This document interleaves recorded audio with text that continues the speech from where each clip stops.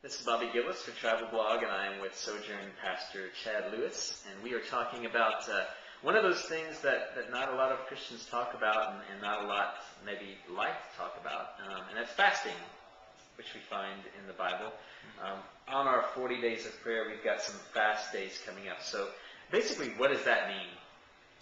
Well, fasting is a biblical practice, and in the Bible times they would abstain from food and dedicate that time to prayer and service for God.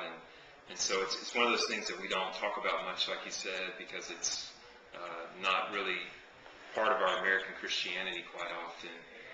But it's pretty clear in Scripture that Jesus says, not if you fast, but when you fast. Right. So it's instituted. It's like, yeah, it's when you do this.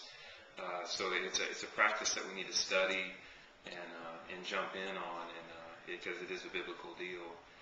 With us specifically, we're called to do it, and we're calling our body to do it, to step away from a meal or food and use that time strategically to pray and pray for God's movement in our individual lives, for individual renewal and corporate renewal as well, wisdom for our leaders, just a vast amount of things with that.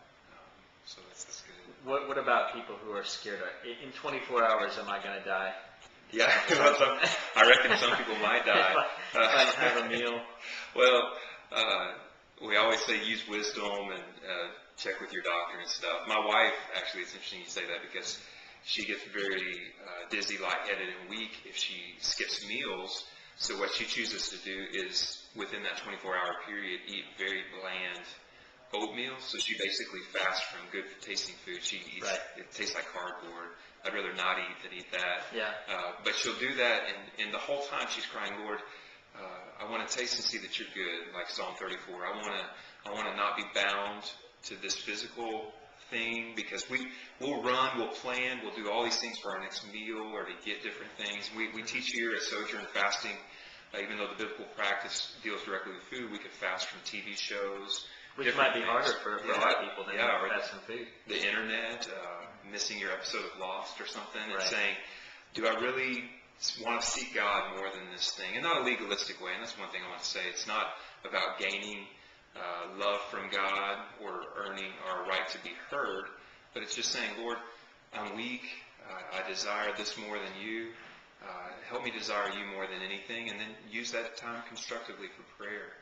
What about water? A lot of people maybe have the idea that means abstain from everything. Yeah, we basically say stay hydrated. Some people do food and water fast. Some people do food fast and drink a lot of juice to keep their blood sugar up and different things. But every time I fasted, I saturate myself with a lot of water, and we see that in many ways the biblical fast was from just food. So drink, stay hydrated, because you can really injure yourself. Especially in the summer. Right, no doubt. Right. Yeah. Well, thanks for your time. Yeah. And we hope that people will join us on our corporate fast days